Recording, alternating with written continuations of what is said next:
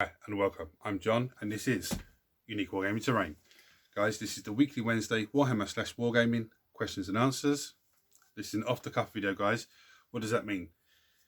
I record it and I upload it. I don't edit it or nothing like that, no fancy business. I do have a transition button, so if I need to move the camera and stuff like that, I can do that nice and easy.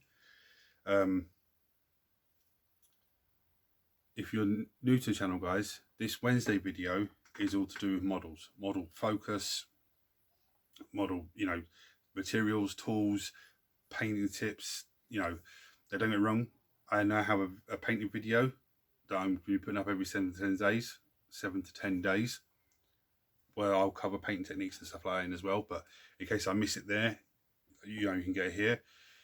This weekly Wednesday, I get asked questions, I answer them. Okay, 20 plus years of knowledge in the hobby, so I can I do have a fair idea what I'm talking about. For those that are regular here, guys, I feel the love. Thank you very much. So a quick update. Been waiting for my package from UPS. They lost my package. They found it. They're meant to be delivering it today. So I've been holding off doing the video because I'm waiting for the package to arrive. And I know the moment I start filming, they're going to turn up. So they'll probably phone me first. They'll probably, phone me up and say, "Oh, this man, I can't find you." It's called an air code for a reason, son. Anyway, so questions this week. I have a lot of bits and pieces that I store in plastic jars for terrain and model bits. I'm getting too much. Is there any other ways of storing it easier and better? Yes, there is. Now, I'm presuming, because the way these questions come, they come onto my messenger, the wife writes them out for me, and then I don't look at them. I try and do them off the cuff. Okay, just to give you a little bit insider's information. Now, say you've filled this up with whatever material it is, because if you're a regular here, I always use plastic jars. But say you haven't got any plastic jars, or you've filled it up and you've got another one filled up and you've got loads more to go into, and it's too much. Okay, here's a nice easy way of doing things. Go and get yourself, and I say storage box, I'm not talking the big storage boxes. That's only for foam trays and models to go into. Okay, that's the best way to keep them safe. I'm talking things like ice cream tubs. See yourself a nice block of ice cream, in the plastic tub. You have the ice cream, especially with the way the weather is now, absolutely beautiful.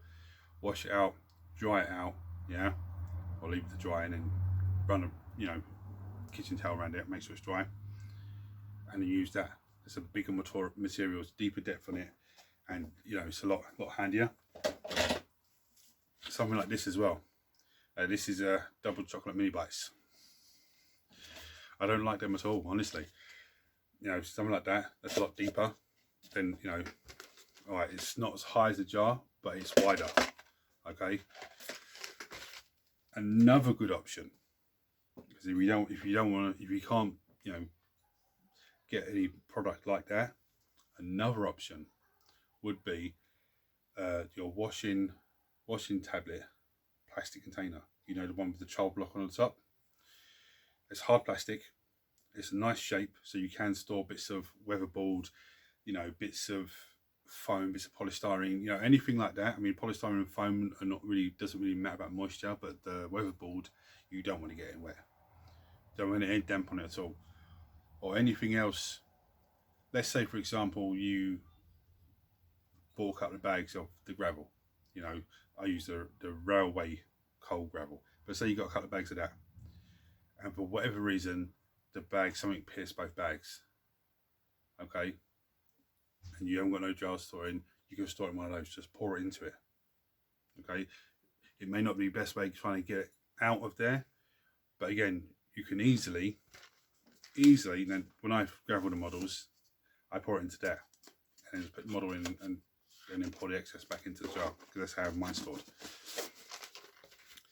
A good thing with those as well is they stack on top of each other. So they're the same design, the little lip inside, they stack on each other nicely. Now, something else you can use, you get a big plastic container, which is actually the washing tablets that refill those. Okay, again, it's a little Ziploc thing. Okay, and it's nice, it's easy to store, easy, you know, you can put your bigger bits of weatherboard and stuff inside it, and it slots in nicely. Yeah, hope that helps you guys. Okay, I've recently bought some old Warhammer Fantasy models. How can I hand paint banners effectively? Okay, now, excuse me, what I would do is get an A4 piece of paper, work out the size of the banner is going to be. Let's just say, for all argument's sakes, it's going to be 1.5 inches by 3 inches. So you draw that square, that rectangle. At the top, you draw like smaller rectangles coming off of the square that you've done. They're going to lap themselves around the top of the banner. Okay, so now you've got this nice little shape on paper in pencil. Then what you want to do is just go through old White Dwarfs, old army books, any sort of artwork that you come across that you, oh, I like that.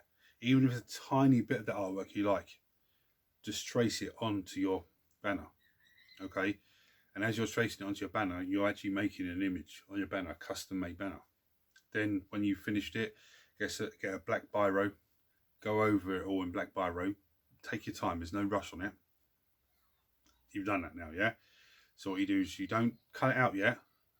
You keep it on the paper, you paint the other side black, okay? So it gives you a nice dark basis, and nothing's gonna, you know, if you're painting weird colours, it's not gonna come through, and you know.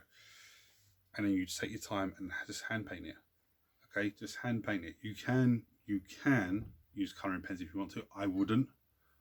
Myself personally, I wouldn't. I would hand paint it. When you finish hand painting it, cut it out. Paint your model first, your standard first, then super glue it, you know, onto the model. But if you, with the rectangles you done at the top, if you super glue them because they're going to lap round, okay, what that does is the banners then, it can move. Okay, now if you've seen my Children of Chaos Army video on one of the weekly Wednesdays, if not, scroll back down and, you know, have a look at it, because it's worth a view, guys.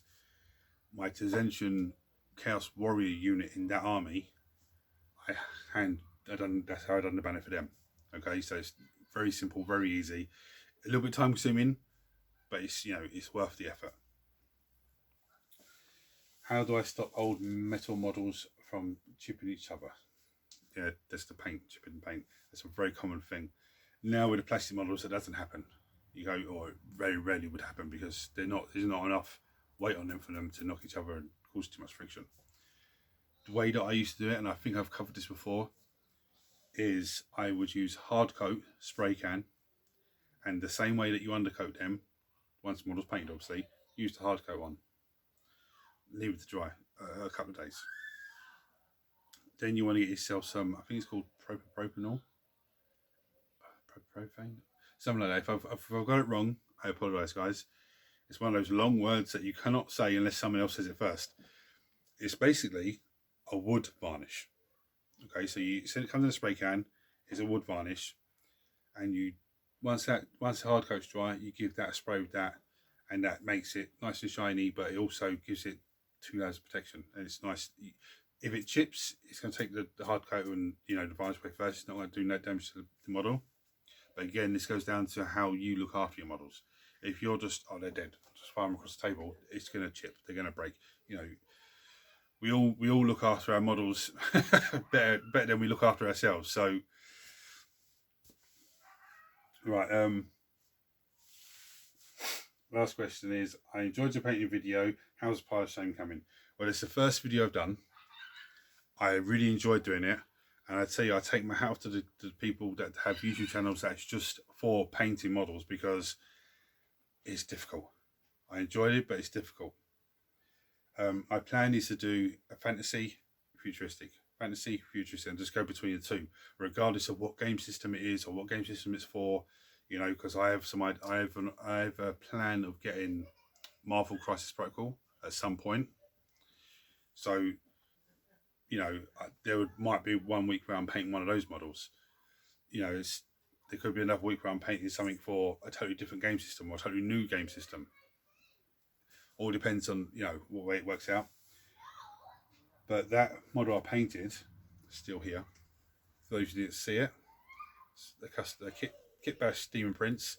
The only thing left to do with him is to pick gravel on his base. Okay. Apart from that, that's lovely. And I hope that noise coming from outside isn't interfering recording too much. But yeah, that's how that's coming. Now, I've got approximately 10 10-man tactical squads, Space Marines. I am not going to do tactical squad next week, a tactical squad next week, tactical squad. That's just, you know, I'll paint one tactical squad up and that'll be it. The tactical squad I have on here at the moment is halfway done. So I might even cheat a little bit and just do a painting video on them. And then the rest of the tactical squads that I have, just paint separately. Unless it's something, you know, special. Excuse me. Unless it's something special like a plasma cannon or, you know, some sort of heavy weapon or a metal gun or something. I go, okay, let me show you how to do this. Then that'll be, you know, that'll be on a little cheeky video on that as well. So that's my thinking. If you have any comments about it, guys, chuck it below, let me know, or message me on Messenger. Right, guys, so I'm going to wrap that up today because I'm waiting for these guys and they can turn up at any minute. When I spoke to them yesterday on the phone, because they found my package, oh, you'll be arriving any time before 7 PM. Just give me a time. Just tell me 2 o'clock in the afternoon, roughly. So that means they'll probably be here 2 minutes to 7. Anyway, guys, any questions, comment below, message me on Messenger, not a problem. Or go to my Unique Wargaming Terrain Facebook page and chuck a message on there, okay? It's not a problem. There are many ways to contact me and leave me a question. Guys, if any of this video has helped you, like, share, subscribe, turn on your notifications, and I'll see you next week. Well, I'll see you before then because I'll have a painting video, should be going up this, well, I'm going to be starting it today, tomorrow probably, so probably up weekend or something like that. Guys, I'll see you next week.